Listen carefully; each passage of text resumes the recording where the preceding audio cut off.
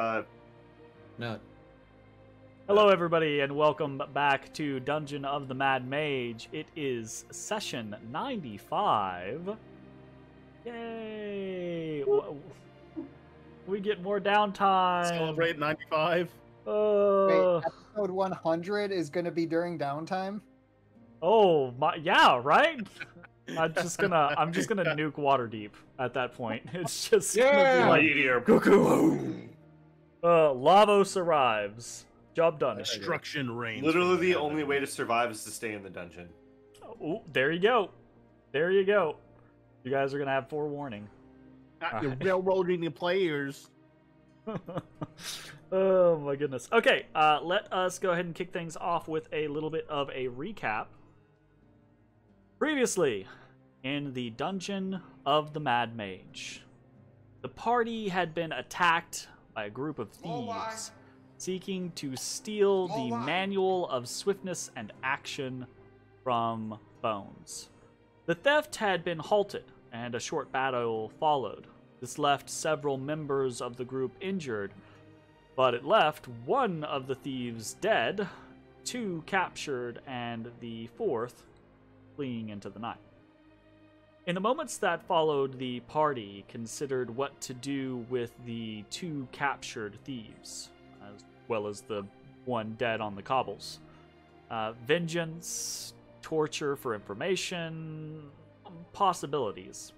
But ultimately, the party had already been on thin ice with the City Watch in other recent events. They decided that there would be little gain in trying to hide the event or enact vigilante justice. Bones even went so far as to surmise that once the book was read, the attempts would likely cease. And so the party decided to just notify the Watch. A headache, to be sure, but a simple and slight one now rather than a potentially bigger one later. The thieves were taken into custody, the party questioned, but ultimately that was the end of it. Afterwards, most of the party rested, healing their wounds and getting a late start to the day. Initially, the party sought to sell off their valuables, mostly gemstones, and then exchange their money.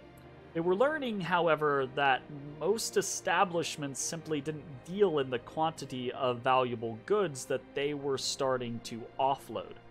While they were eventually successful, they realized they might have to think about making arrangements or relationships with particular individuals for this type of thing in the future.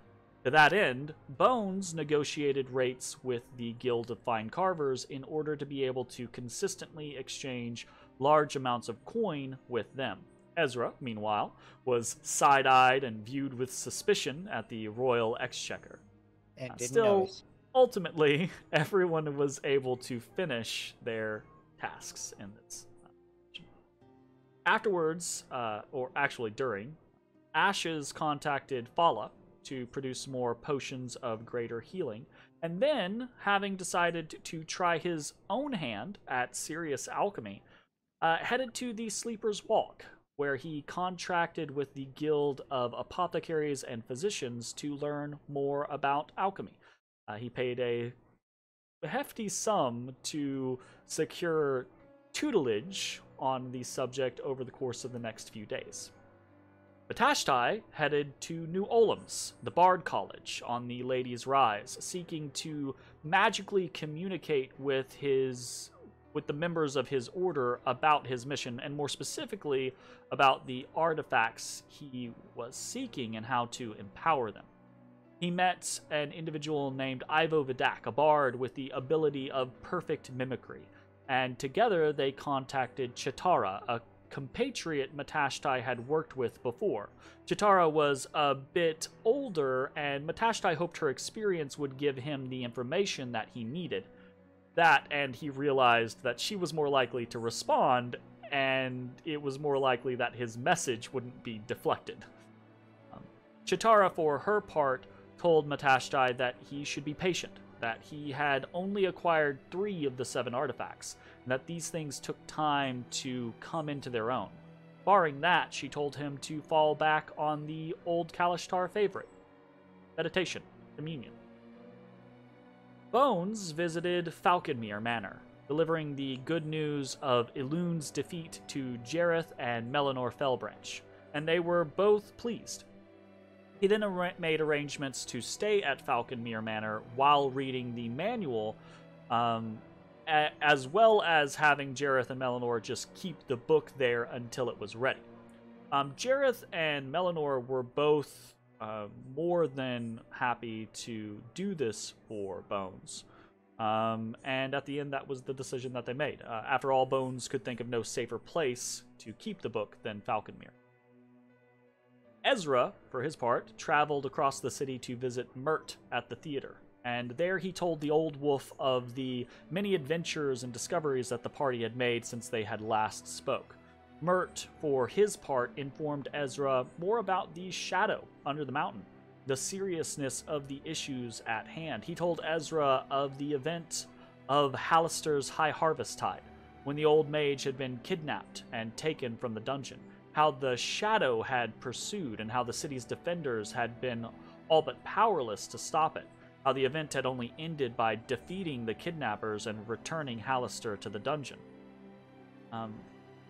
Mert also talked about how Halaster had died before, but each time he had just reappeared in the dungeon. The point Mert tried to impress with Ezrah was that they simply didn't know what or why or how all of this, the Shadow, Halaster, the Undermountain, how it all worked, what its purpose was, and how much of a threat it was to the city. That was what the party needed to seek out, needed to find. Ezrah was somewhat at a loss after this conversation, but Mert told him that discoveries had been made recently, and that Raynair would contact him soon with more information. As the afternoon began to wane and the early evening of winter began to fall, Ashes headed towards the Temple of the Moon. Along the way, he spoke with Zalara, who showed a strange apprehension and excitement for their journey. Zalara described having a somewhat strained relationship with Saloon, and seemed unsure of how things would turn out. For his part, Ashes spoke to Zalara about what his mission was, why he was here and what he intended. And the two of them came to the conclusion that he sought to understand himself and his own motivations, his own justice, his own sense of purpose. And they resolved that they would try to find that together, should it prove a good fit. As they arrived at the Temple of the Moon, Ashes found Ta'Veren awaiting them, and the warden greeted Ashes and then Zalara directly. That is where we fade back into the scene. You fucked. Who's fucked?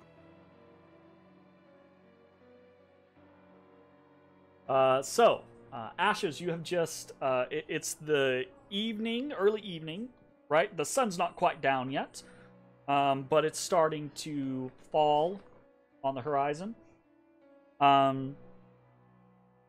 You have made your way across the city to the sea ward. You can feel that kind of like cold, salty wind rolling in off of the Sea of Swords. And you've entered into the Temple of the Moon to find Ta'Veren, this kind of like big, burly, almost wolf of a man, standing there waiting for you. And as you walk in, he says, "Ashes, been expecting you. Zalara." And that's where we had cut off. That's not where he cuts off. He continues. He says, "The prodigal daughter returns. And you hear in your mind, Ashes, you hear, son of a bitch. And then you hear in your mind a different voice. You hear this, well, now, that's not very nice, Zalara. You should probably work on that. Oh, wait, you always had that problem, haven't you? And you feel this kind of like rising growl from in your mind from Zalara. And you feel the clench of teeth. Bilton, nice to see you have a new master to hold your fucking leash. And I you see this over like Tavaren's look across shoulder, Tavaren's face, right? So go ahead. Sorry. I like starting to like glance over Tavaren's shoulder. Is there like any kind of like fancy weapon that?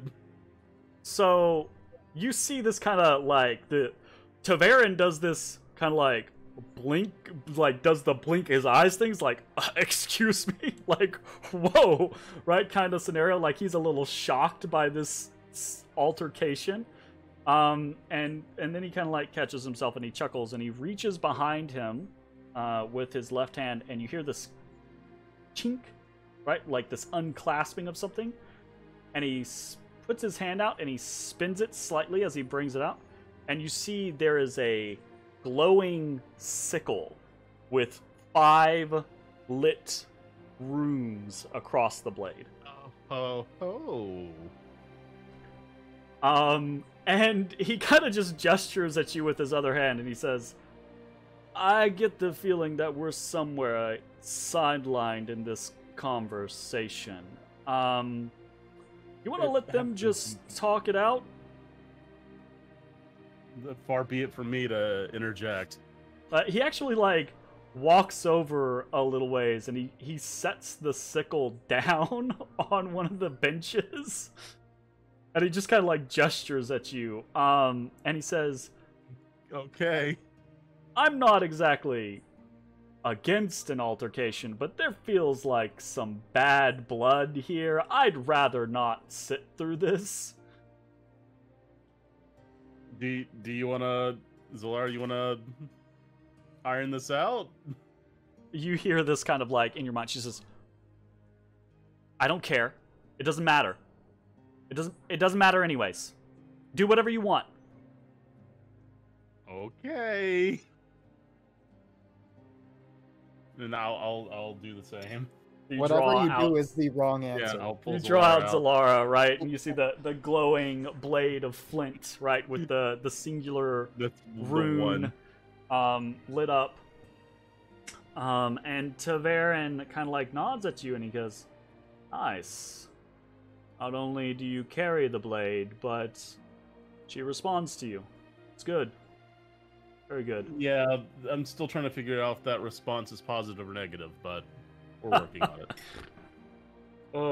So you set down Zalara on the bench next to the sickle, and Tavaren kind of like motions you away and says, "We won't go far, but they can broadcast when they're together, so I'd rather just not be a part of that."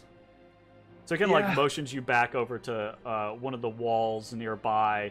The bench is only like 15, 20 feet away from you guys as he's just kind of like leaning up against the wall, and he says, "So, sounds like you've been busy." Yeah, yeah, we made it a little bit deeper into the dungeon. We found the the willow wood, and that's where Zalara was. Interesting. Very interesting. I gotta ask, what made you... How did that... So, The sword touch sword? like, I'm just saying, when you're walking through a dungeon and you find a magic sword, you just kind of take the magic sword. Like, The way I hear it, most people who touch that either don't let go or they Been there before already. he kind of like widens his eyes and he says, "And you did it again." Look, man, you're never gonna find the good shit if you don't put yourself out there. I guess that's fair. Oh. Well then.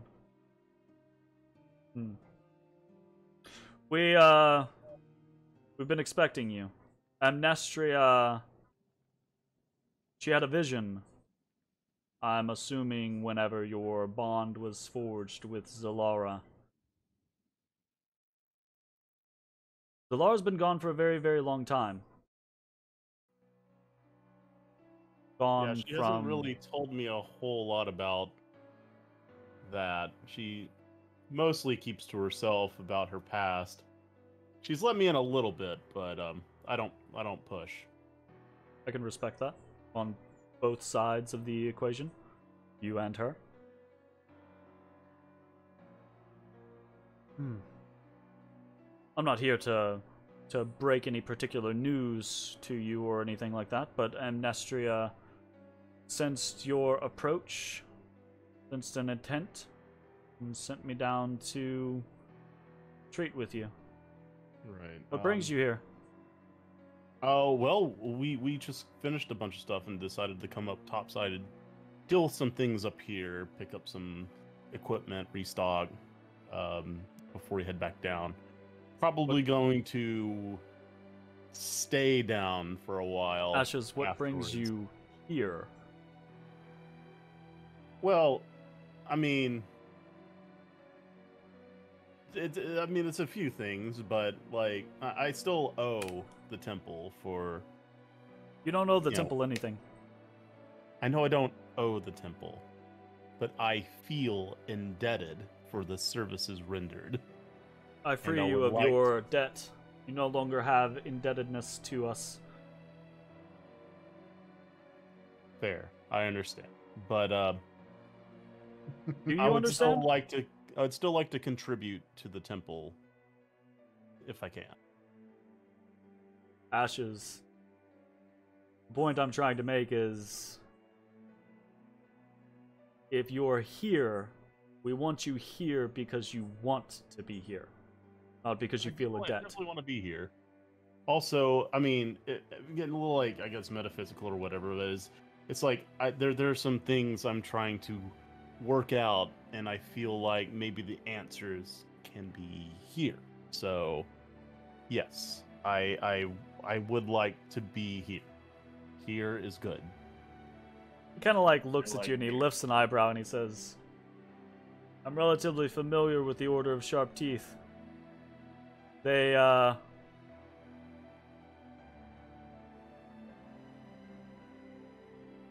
train intelligent agents."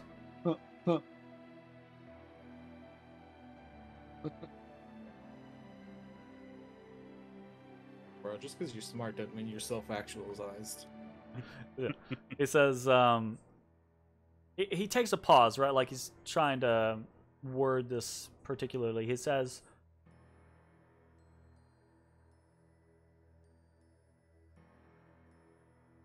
"Whatever answer you seek, find it in yourself, not in any place. Now, if you want to be in this place while you seek that answer, we are happy to accommodate you." Thank you. I'd like that. What do you need? Just need peace and quiet? Need a place for communion? Or just need to get your hands working? Maybe a little bit of column A, column B. Even though you mentioned 3 columns, but Well, obviously, You column didn't say C is column not C. appealing. Yeah, that's. He says, that can be provided. right. You might have to wait a little bit for a moon chamber, but I'm sure we can make one available for you. You might want to Moon touch base with your compatriot first to see if she is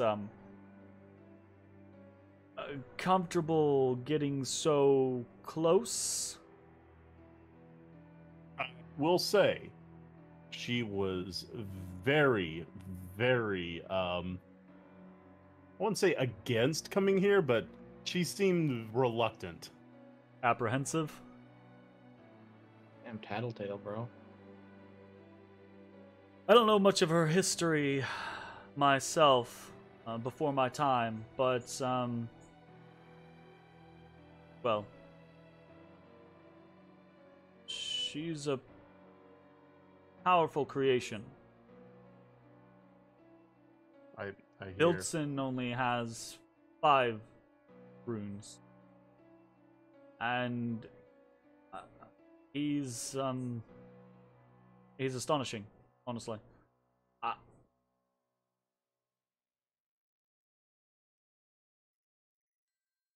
You are either a lucky individual, sir, or you are getting yourself into some deep shit. I mean, it's probably both. A little bit of column A. Isn't little bit of column it B. always? But yeah. I will say, you said you're familiar with the order, but while we serve, or why we do things in the name of Selune, we don't really practice worship. We're aware. Speak with her. It's been a sore spot for a while. Ooh, Right. dang, calling you out. So I don't not, know. Maybe not my sore spot, and I'm assuming not your sore spot. Those are decisions made by leaders and positions. Right. So I don't know. Maybe I can do something about that here. You want to do something about that here? You want to see? I want to see. I can respect that. Alright, well, let's see if, whatever was going on with that is resolved, and if it's not, I really don't care. We can, I can see about getting you access to a chamber, and, spend some time there. All right. And while we're walking, I'll start asking like some random things, like, so with the order, we're sworn to like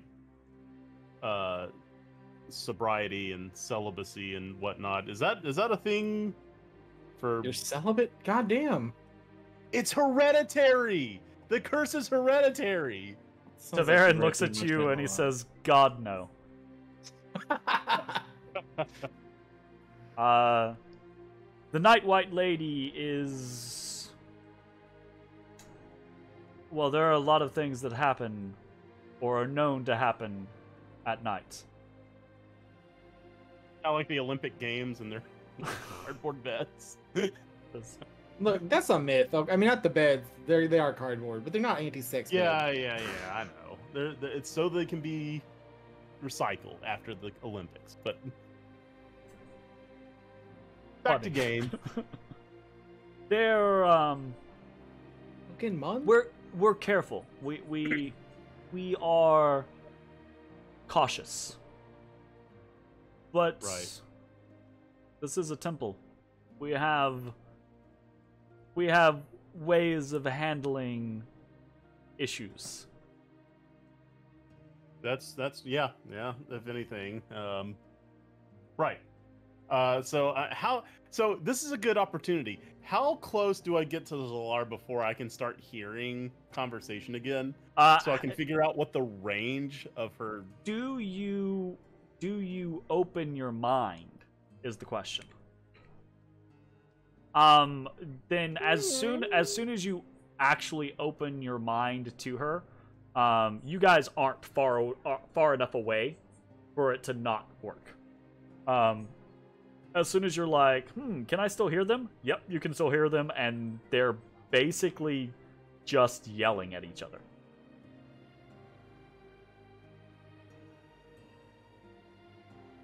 Is this a bad time? I don't want to yell, so I'm just gonna talk it at We you. will assume that you're yelling. But Zalara basically just like screams at you. Yes, it's a bad time. It's all a fucking bad time. I don't want to talk to him anymore. Pick me up. I'm done with his shit. I will.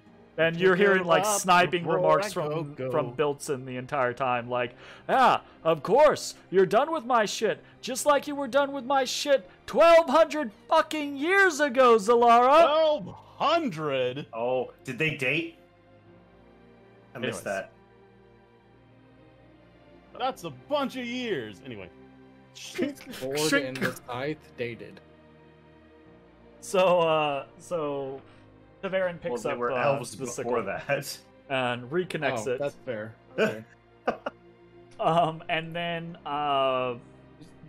tells you to have a seat, right? And then he heads off to try to find you access to one of the moon chambers. He has not gone long, but he comes back and he tells you, do you want to stay the night here? Is that your intent? Or do you just want a room to relax and pray in for a while? You don't need a moon chamber for that. I've got things I need to get up to and do in the morning. So he'll tell you specifically, a moon chamber is there are only a handful of them within the temple, but a moon chamber is specifically carved near the uppermost structure and has refracting mirrors in it to reflect the light of the moon down from the central pinnacle of the temple down into the chambers themselves, so that you can actually commune with Saloon in the light of the moon. Okay. Sure. Yeah. Well, I won't do a sleepover, but I'll because I think he would do this and feel awkward about it the first time, trying it and not really know what the fuck he's doing and kind of stumbling through it. He says, Taverin says, that's fine. Just thought I'd ask. All right. It'll probably be about an hour or so before, and then I'm assuming that you're okay with that. Passes. A priest actually comes along during that time with a bowl of soup, because it's actually getting towards kind of like dinner hours type scenario. And they give it to you just if you're interested in eating, etc. But after a little time waiting, another individual shows up and leads you to a moon chamber, and you're let in and you're told, to take your time. There's no rush. You've been given access to the chamber for the evening. But you're also told that if you want to commune in the moon, it's probably going to be several hours before. Well, I say several hours, a handful of hours before it actually gets to that point to where the moon is in the sky and strong enough to actually beam down into the chamber, etc. Right. Do you wait for that point, or do you just kind of Yeah. I'll wait for that point, but while I'm waiting, if they can put. Yeah, go ahead. Well, go ahead. I was gonna say they can put me to work. Great. If not, I would wander around for a bit, maybe talk to Zalara, and particularly, I would go to wherever their donation box and drop a big old bag of coin that just has about 250 gold's worth in there. Okay. Jesus, goddamn. Yep. Zach's just freaking out over here. Look, he just gave away the staff's bonuses. Fuck.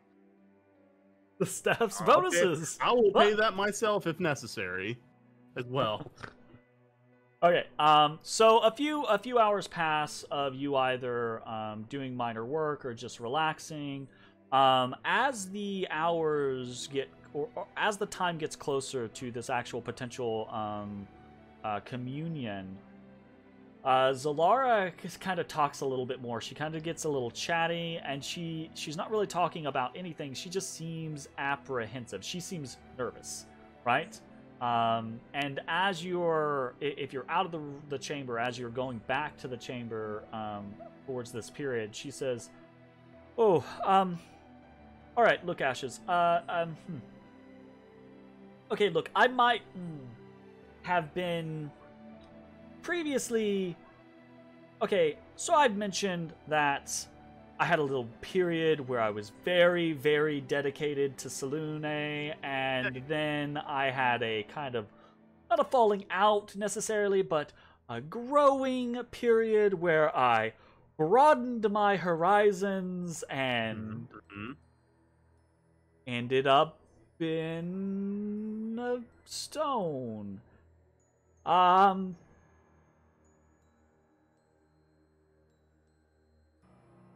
Like, look, if you're not comfortable here, I don't want to make you, put up with this. I'm not uncomfortable. It's just you're never ready, regardless of whether you're ready or not to face portions of your past. You're never ready. In the moment, it's that. Right. Look, it's just, I want to make it clear that you're not twisting my hilt or anything here. It's just. Fuck. Baby, twist my hilt. Ooh, Right. baby. Ooh, baby.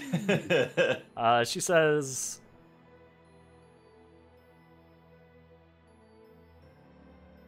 I don't know what I'm expecting. I used to be... The entirety of my existence used to be for her. I don't even know if she'll talk to us. And if she does, I don't know what I'll say, and if she doesn't, I don't know how I'll feel about that. So I don't know. I don't know what I want or how I feel about it right now. I mean, I'm gonna be honest.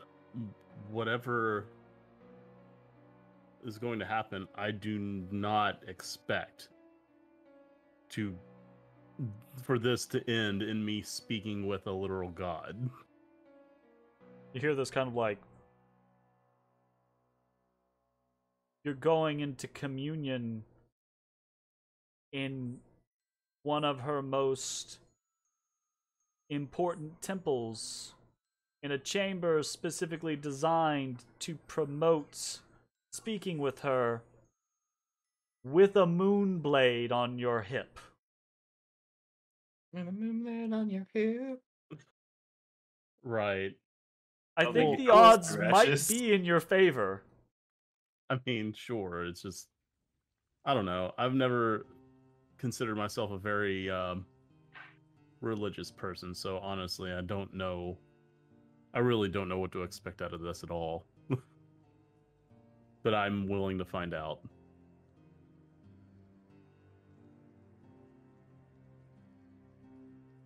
All right, let's do it. All right. Into the hyperbolic time chamber. Into the hyperbolic time chamber.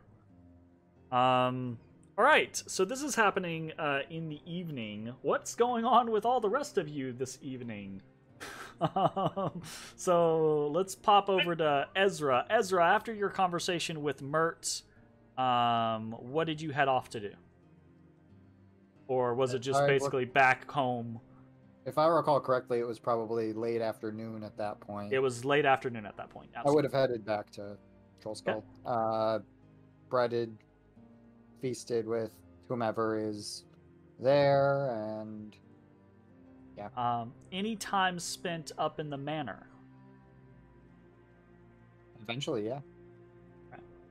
When you get up into the manor, Whether this happens, we'll go through this now. Whether this happens later on in the evening after everyone has reconvened and back, or whether you take some time to relax up in the manor and then you reconvene back down below for food or stuff like that. You find Zeltzor somewhat hovering, right? A little anxiety-ridden, perhaps, seemingly. Hey, did you know koalas have fingerprints? They're the same as humans. Hey. That's interesting. Is everything okay? Zeltzor speaks to you, and he tells you, right, like in this very quiet, whispery voice, right, that he's worried. You were attacked here, and he doesn't want anything to happen to you, and he doesn't want anything to happen to anyone else. He doesn't want anything to happen to him either, but... So wholesome. So I would have probably popped up there because I wanted to relay Mert's story to my confidant, my absolutely, my little bookworm buddy, and I would relay the first thing Mert said to me when I had a very similar reaction. And Mert, Zeltzor's like, oh no, that's horrible. You're gonna get poisoned 3 times a day? Calm down. Guy for that. We just need to be cognizant and prepared. We need to make sure that we're not being showing weakness. Kind of nods. We have a tendency, at least me and the guys, we've got our guard up the entire time we're in Undermountain, but as soon as we step up, it kind of falls away, and we have to learn. We need to be better. Good. Okay. So you get this kind of like acceptance, this all right from Zeltzor, right? And you know, he continues to talk to you to chat about things, but the anxiety everything. seems quelled, at least for right now. I start talking about the story of Halaster and the High Harvest Tide story that Mert told, and awesome. We're up against and what we need to research, and he needs to help me. And sounds good. Okay, cool. Matashtai, after your visit to New Olams, what happens with you? What time is it about again? Mid-afternoon, probably, at that point. Okay. Then I would say I'd probably do a little bit more shopping. So I'm planning a trip, so I'd want to get some winter, like, blanketing for Gallant, so he's not cold out on our trip. Okay. Yeah. Sure. Gotcha. Nice winter saddle. And then probably just some more supplies for being outdoors in the winter. Okay.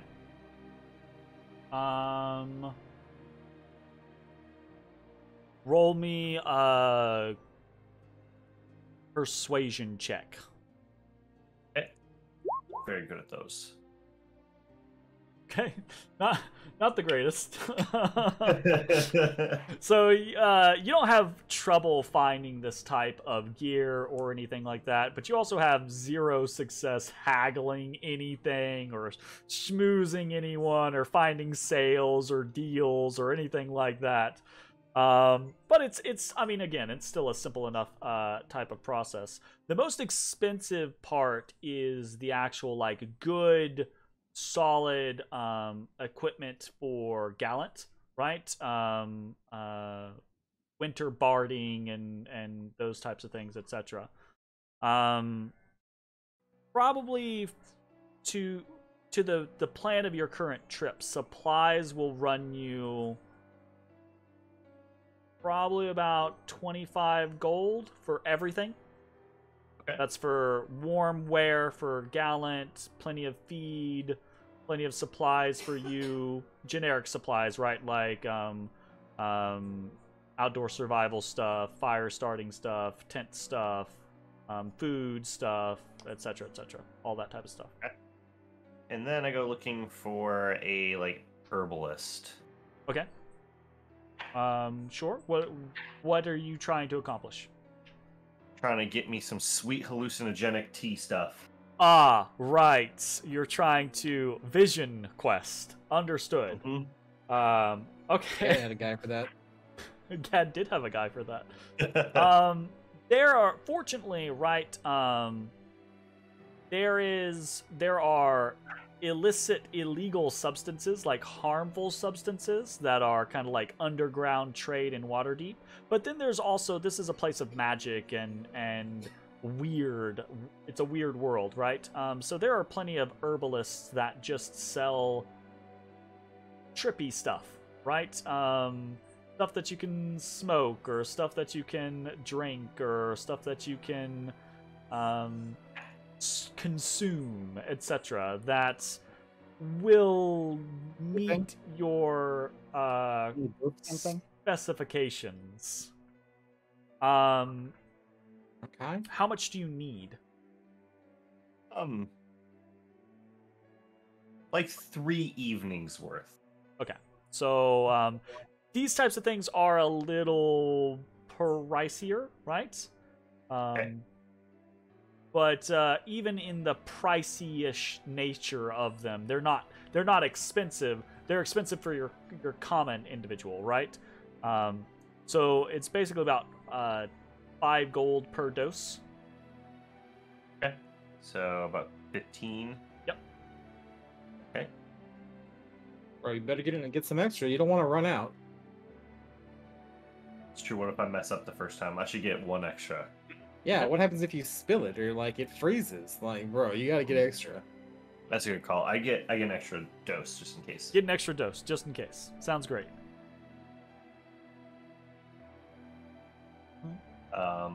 Okay, anything else? Once I feel confident and make sure I got like good winter clothing, I think we still had that. And this herbalist, right, goes through this long, drawn-out process of here's how you use it, here's how you boil it, are you familiar with making tea, etc., etc. Right? Like goes through this whole thing of like, don't open this package until you're ready to do this thing, blah blah blah blah blah.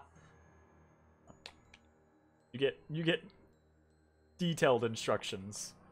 Thanks, Dad. Yeah, basically. So I go ahead and once I'm confident I've got all the supplies I need, like I said, I think we've still got the winter clothing from we're going to go in the refrigerator area. Yep, absolutely. I'm going to probably go grab a drink at the yawning portal, just kind of carouse around a bit. Okay. And then I will head back in the evening. All right, sounds good. Are you so? I'm not sure you would have enough time to do like a full carousal, like an 8-hour like work block. Is that what you're wanting to do? You're just hanging out. Yeah. Cool.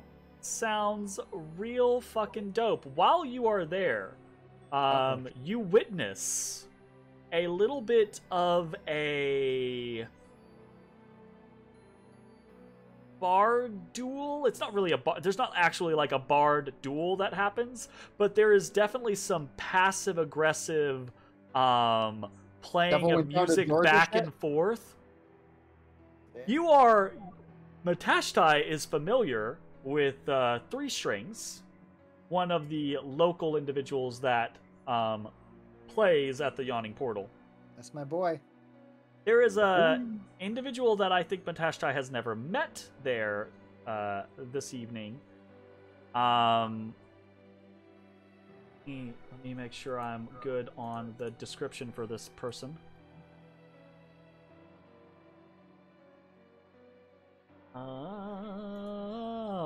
Yes. Oh, it's Jack Black? Fuck.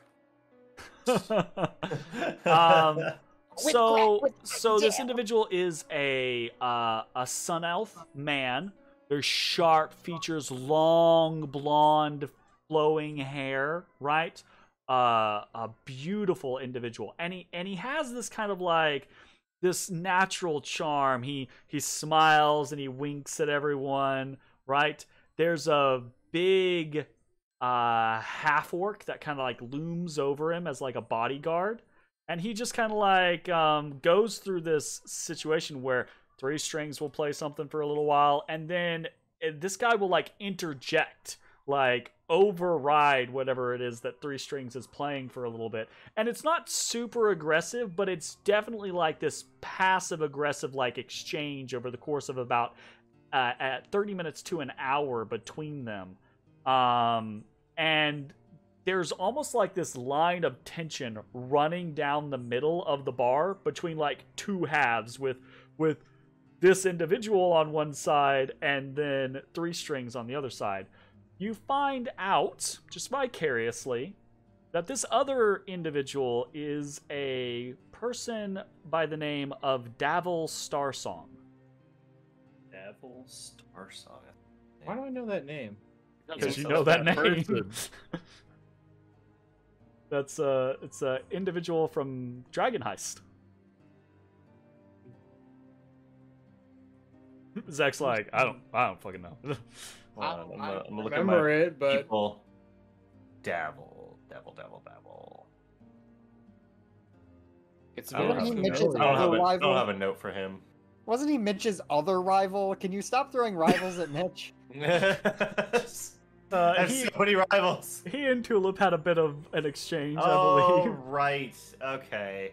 But I mean, for meta knowledge, Davil specifically was one of these Zentarum contacts. Oh! He was the one that ended up going to jail for a little while because of some of the stuff that happened. But apparently, Like- he is out now. He was rather like swashbuckly, right? The boss? Was he the boss I was dealing Did with? we send him to jail? No, not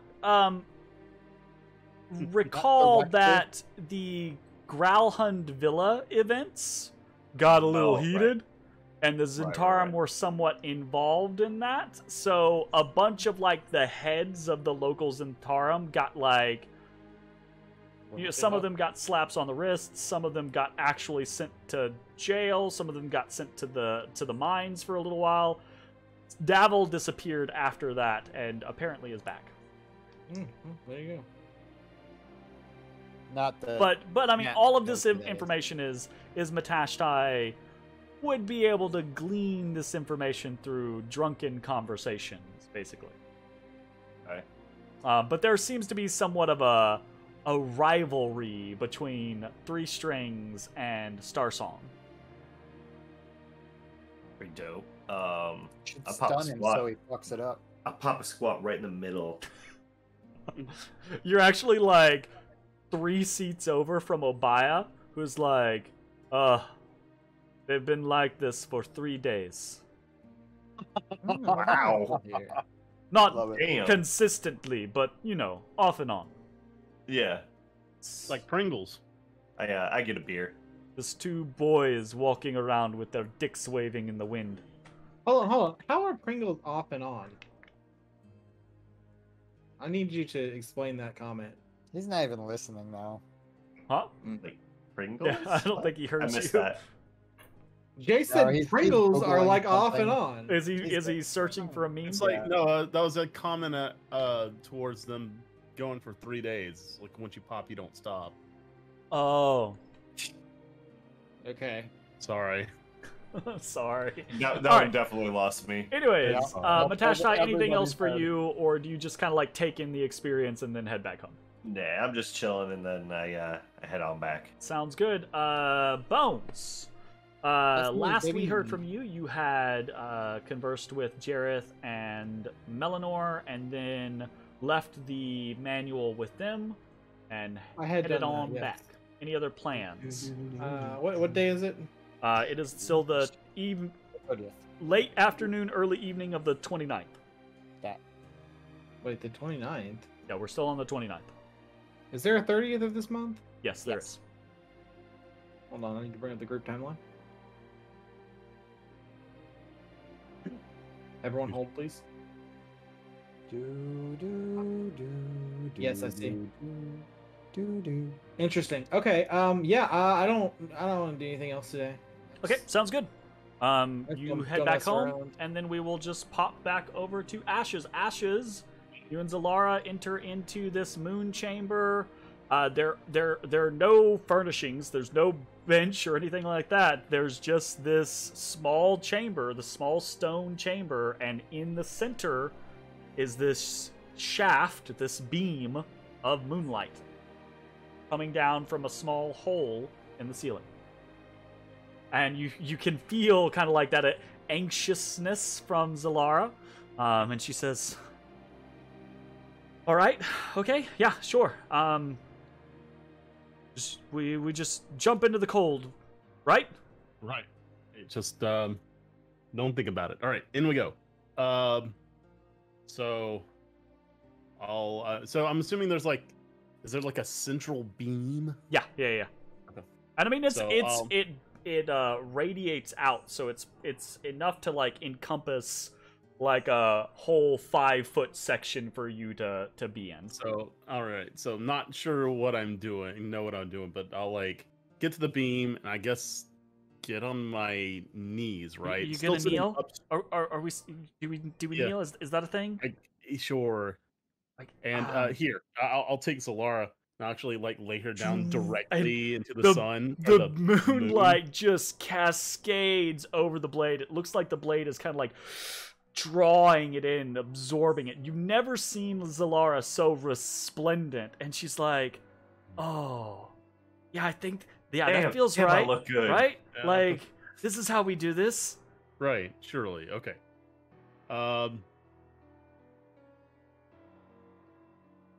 Okay. So instead of like praying or anything, like not actually speaking, I'll just start going through like memories of my past. When I was a young tiefling living in the streets of El Terrell. Kind of like a street rat, really. Not really. Didn't really have a home. Didn't really have a way to feed myself. And just day in, day out, getting weaker and weaker until eventually passing out. And during that time, seeing something, not really sure what it was, if it was like a silhouette, but he knew there was stars. There's speckling, but there's one big star in the middle. And You're thinking this, right? yeah. You're thinking this, like you're going through the Just- motions of these memories, right? Mm-hmm. You're still connected to Zalara, right? She's been silent this entire time, and you hit this point, and she says, "Ashes, that's not a star. That's the moon. Ashes, that's the moon." That's right. she says it in this kind of like, not like rude way, but kind of like, "You big dummy," like. But there was no words spoken, but there was just this feeling of something interjecting, something maybe stepping in before my own demise. That's what he believes what Sulene's doing. And after then, it's just like a fast forward. He wakes up, sees Borden, and then begins his coming back to health, training as in the order, and blah blah blah. That and but You hear in your mind. You hear Zalara says to you, she says, "She saved me too. It was during the Crown Wars.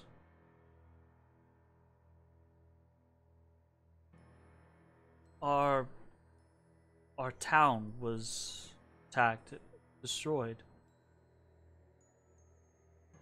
Everyone, almost everyone, died. And I thought that was it. I thought that was over. I wondered, but I kept feeling this presence every time that I thought it was done. And each time I just kept going. Until eventually I found a place. I found a way.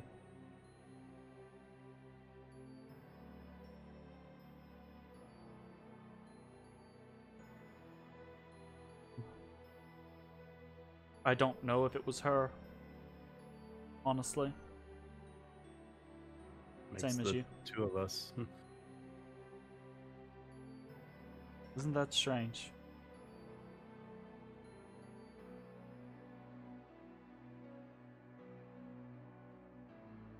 I don't know. I do feel like she's had a hand in both of our lives, maybe in a way. Oh, well, don't get Well, me wrong. I mean, she's yeah. definitely had a hand in mine. I'm just talking about that particular piece. right. I mean, I understand. It's just, I mean, present situation as example. just don't know how influential she was in my life, or if you and I finding each other was even a part of it. All right. If everything that happened with me and ending up where I did was a part of some grand plan, she's playing the long con, I'll tell you that. Well, I mean, I hear a lot of things about a lot of different gods, and long cons are not unheard of. Just, I don't know. And I guess for the remainder of the time, Ash just doesn't really know what meditation is per se. Maybe he'll have to get a hold of Matt to get some like deets. Sure. But he'll just what he thinks it is, just kind of sit there and try not to think. So occasionally, you go through a while of this, and occasionally Zalara interjects. It seems like when you're in this type of scenario, she's just in your thoughts with you, right? But she just kind of like interjects whenever your mind's wandering or something like that, or you think about, and you end up less meditating and just more chatting with Zalara off and on about random things, about random ideas, random experiences, like at random one inane point during thoughts. Like I imagine like we're going back and forth on like, what are we doing? You Right? know? Yeah, absolutely. But I'll like to try at one point to just use my Lycan form, because he remembers on that the longest night or whatever that all the others were in their Lycan form when they were doing this, so he's going to try that, and just kind of yeah, absolutely. So you enter into your transformation, and honest question, how does Ashes feel in his transformation? Is his transformation a different self, or is it the same as his regular skin? Does he feel comfortable in his transformation, or does he feel like it's a separate part of him? Fine in it. It's just that, like, at least his mind space might alter a little bit. It's always like a little more feral and might be a little stereotypical, but I imagine like while he's in his Lycan form, maybe there's like a little bit more of a ringing in his ears. Maybe he gets a little bit of tunnel vision. Things aren't as focused and loose as he was when he was just in his tiefling form. There is none of that. Everything is hyper clear as you sit here or kneel here in moonlight. you have perfect clarity. There's none of the bloodlust. There's none of that raw edge that they teach you to control in the order. It's just not there. Period. And I'm sure that'll come up as a part of conversation with Deering. Yeah, right? Zalar's just like, that sounds wild. Yeah, this is... I wish I could be like this when we're fighting. Maybe it could be eventually. Maybe. And then I scratch my ear with my back foot. Definitely. As you kind of go through these motions, right, like I said, and like you said, right, it's this situation of, like, Ashes doesn't really know what he's doing here, and neither does it seem Zalara, right, does. But as things kind of, like, wind down, Zalara speaks to you again, and she says, you know, Ashes, I mean, it looks like, maybe I was wrong to expect, an immediate response. So my apologies for kind of, like, hyping up that situation, but... I still went in with no expectation. It was, an interesting exercise. She says, you know, it was.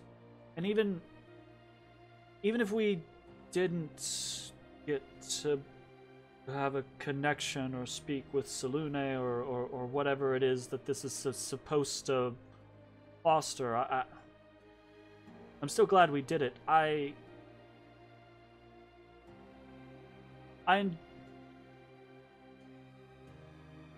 was good to spend time with you like this. You watch the second rune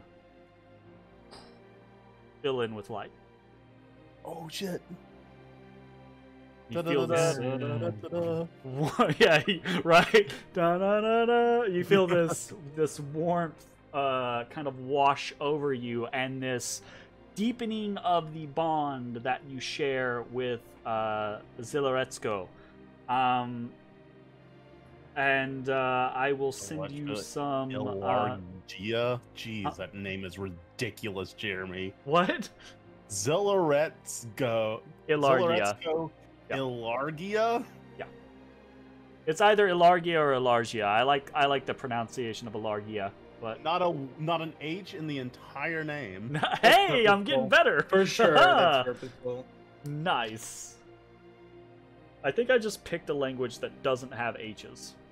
But yeah, while that's happening, I'll be like, yeah, I feel like I got a little bit more of this with you than had I been there alone. Thank you. I meant what I said earlier when we talked about finding your path. I'm interested to see where it leads us. He can go the distance. All right, I will send you some fun copy pasta here in a little bit, probably when we take break. But as this kind of situation resolves, you exit the chamber. You're greeted by one of the attendants. You tell them, you know, that you're done, and they ask you if you need anything else. Lead you back out of the temple. And you rejoin your allies back at Troll Skull Manor. And all together, once more, this evening in Troll Skull Manor, is there anything that you guys need to do there? Or is it off to Betty Bye and the next day begins? Bye? Betty Bye? Casey's interested. So, you guys want to... We need to establish a watch, or... Yeah. I mean, I'm gonna put the dome up for myself, so... Cool. I think I'll just sleep with one eye open. Sleep with one eye open! Gripping my pillow tight! Going in dry! That's not that song, but okay. That's totally the next lyric. I didn't know it was an actual song.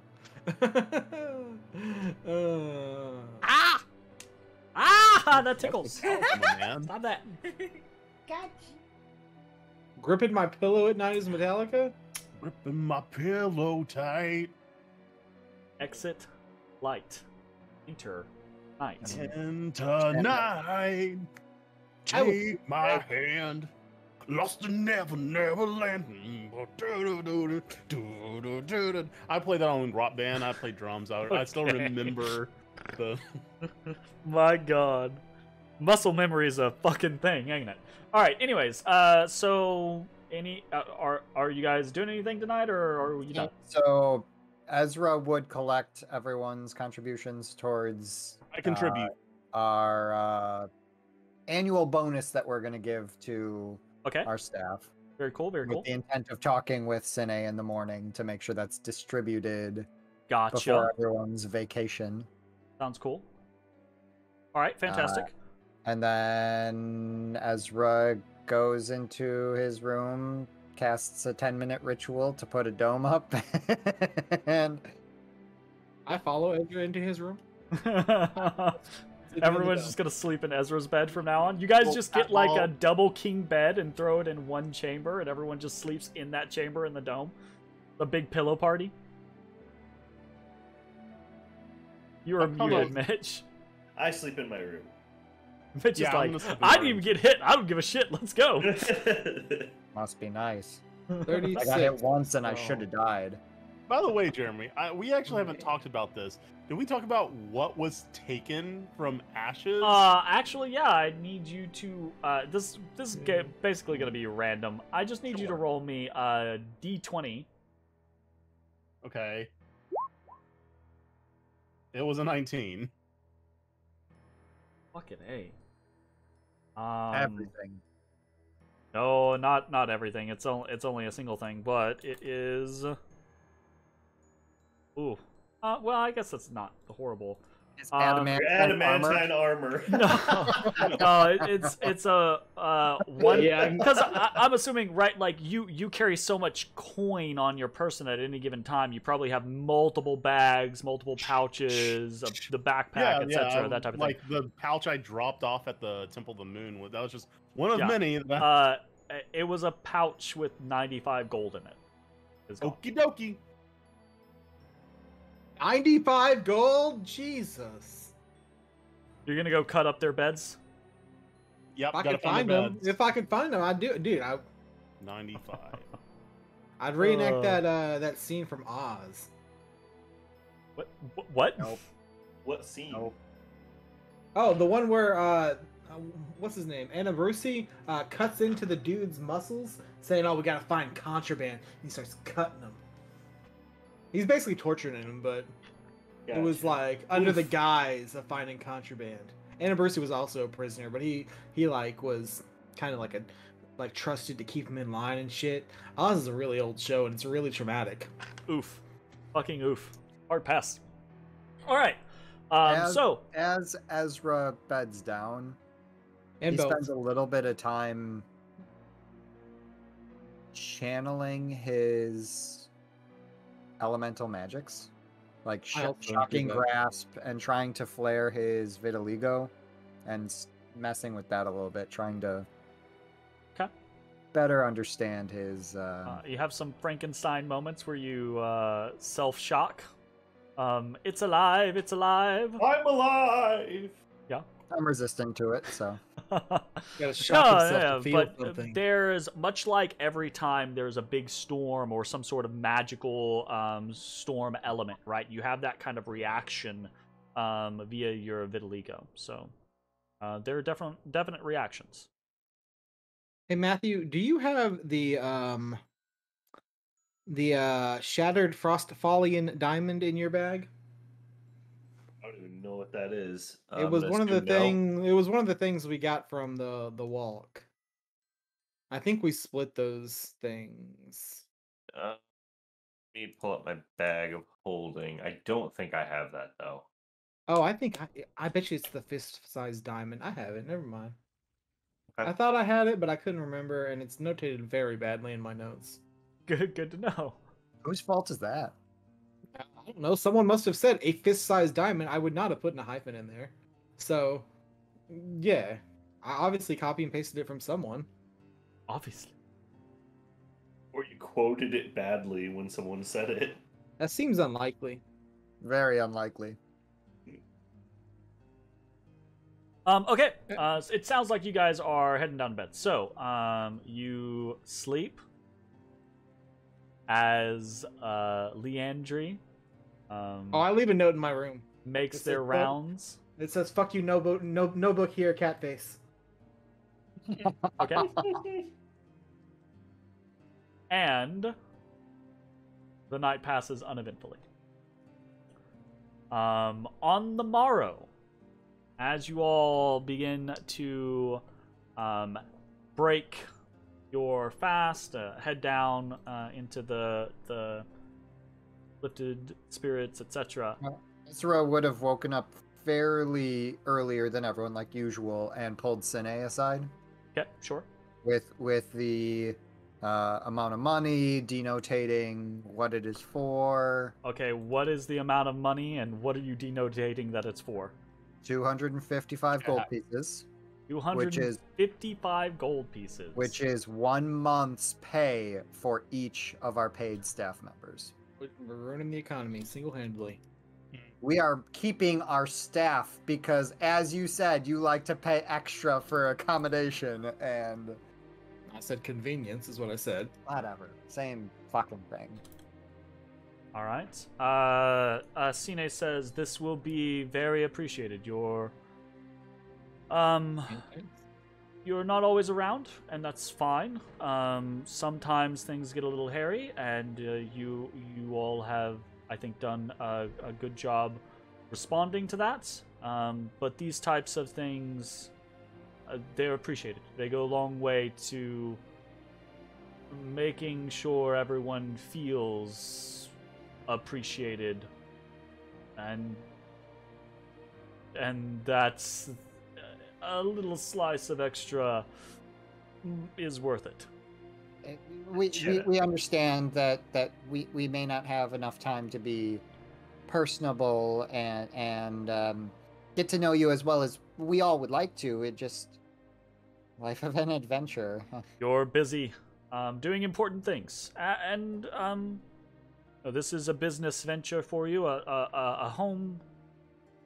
We understand, and I would come to you if I heard of any reasons to be concerned. But this will go a long way to preventing those types of things. I do have to ask. Yes. We obviously value all of our staff, most of which are living. But not all. Do you have money? Doesn't seem to be something of value to Liff, but we value him too. Any thoughts towards something that could help show appreciation for all he has done? I think Liff has a singular obsession, and it is the bar itself. If you want to make him happy, keep adding improvements. The mannequin, he seemed quite pleased by it. Actually it was funny, he spent some time in it, moving it around. But Liff is hard to really communicate with. He doesn't always seem to be quite cognizant. Very good at doing what he's supposed to be doing, but spirits. He seems happiest, though, when the bar is improved or successful. So, if that is a concern for you, I would bear that in mind. More trophies, more parties, more success. I will make sure to relay that to the rest of the group, and we will do our best to keep all of you well, happy, and appreciated. And we look forward to it. If we may look my goal is to... this is a wonderful establishment. I've loved working here. I I fantasize. I know it'll probably never be quite the same thing, but as we succeed and as we grow, and honestly, as you succeed and become more renowned within the city, I love the idea of this being a famous place because it's associated with famous people. But also that it warrants that fame, that it earns it, it deserves it. It doesn't just ride on your coattails.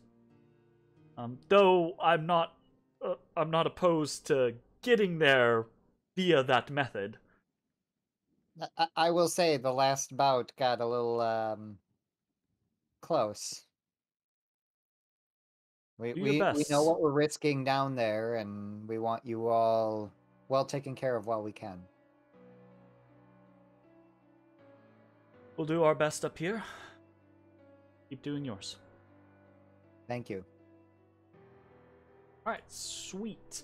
Any discussions that you guys want to have during the kind of like group breaking your fast scenario? So what are we doing tomorrow, if anything? Like, are we gonna do anything? I'm gonna hold up in an old house and read a book. Well, the city, from my understanding, shuts down, so we may want to make sure we have food for whatever we're doing on hand. Cine and Guillaume have you covered. They plan on leaving, making stuff and basically leaving cold cuts or things that are gonna last the next day. That type of thing. Prep for us. Yeah. I will say that any employees that wish to stay, just to hang out, maybe celebrate or whatever, are welcome to do so. But if they got a social life or family or friends and whatever, that's fine too. Most everyone has like some sort of something that they're planning. If you this probably kind of like short time, but if you were to like plan in the future for an event like this, if you were to plan like a company party or something like that, like most of your employees would probably participate in something like that. But otherwise, they're just like, I mean, that sounds good, but I have to trudge 4 blocks through the snow to get here, and I'd rather just sleep in, honestly. You know, like, Annowing is like, not getting up at 4 a.m. to get finished with everything and get here is the most exciting thing. I think what he's trying to say is if you didn't have something going on, we're more than happy to... Oh, right. No, you don't have anyone who's like, the only people you've got or they've got are you guys. Yeah. Like, not yet. Staff. Yeah, even Anastas might be kind of like that one off, but Anastas has connections they probably will just spend time with instead. Mm-hmm. Peace out, you nasty. All right. Okay, so it is the morning of the 30th.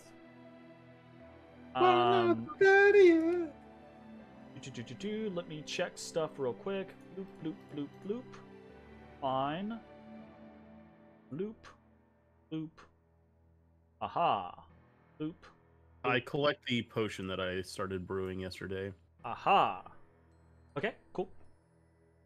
Easy peasy. Done diddly. Hey, Ezra, you going to the library? Maybe. Okay, so yes. Hey, will you find out what the big Zorn meant when he said go back to the old ways? Because I just agreed to it. I don't really know what it means. Ezra pulls out his notebook. Jots down a note. Gotcha. Apparently, Ezra's middle name is Google. I was gonna try and figure it out too. Ezra. Just to be honest with you. So sometime during either this encounter or a previous encounter, right? Like Zeltzor would have asked what your plans were over the course of the day. Probably in conversations, you would have, probably. So what comes about is based off of a previous statement that you made, that Ezra made. Zeltzor says, maybe buy more books, bring them back. I can spend some time maybe reading things or working on things, researching things for you while you're gone. Get him a library card, bro. But the library is kind of we're a little bare. Yeah, no, I I was gonna say, how was many trying books to are actually find in the library? Not many. Not many at all. And Zelsor's like, obviously, you're not going to be able to just go out and buy like 50 books. I mean, you probably could, but that'd be a whole lot of money. Like a challenge, you know.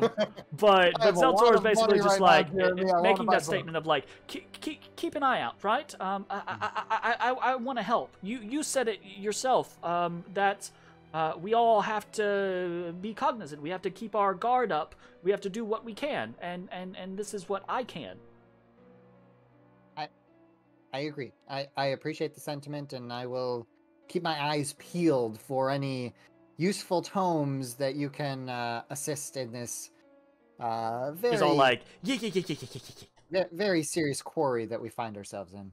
Hey, did you know puffins use twigs to scratch their bodies? Fucking Hey. awesome. Really? What? Are you just What? you're just making statements again? God damn it! Oh no, this is Zeltzer has a book of animal facts. Ah, And he gotcha, says these things. gotcha. Understood. And if he doesn't, he's about to. He's about to. All right. Cool.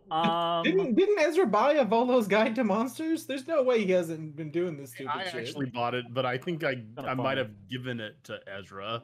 It's in So- the library. It doesn't Okay, matter. so who owns they're it. probably more D&D specific, but I don't know any of that. And I know, real life. Sure. Okay, so we are going to take a break. When we come Hey. back from break, we are going to hit a couple of different notes, and then we're going to do some. We've spent some time with each of the. I've spent some time talking to each of the players. Each of the players has spent some time kind of planning out what the next couple days look like, and we're going to move into this phase where we kind of like gloss over a handful of days really quickly to kind of like fast forward time. So. With maybe a couple of events plugged in. So we will be back shortly in probably about 5 minutes or so. We'll talk to you. We'll see you then. God, I gotta pee. That's why I'm like, oof, I'm doing the dance. Bye-bye.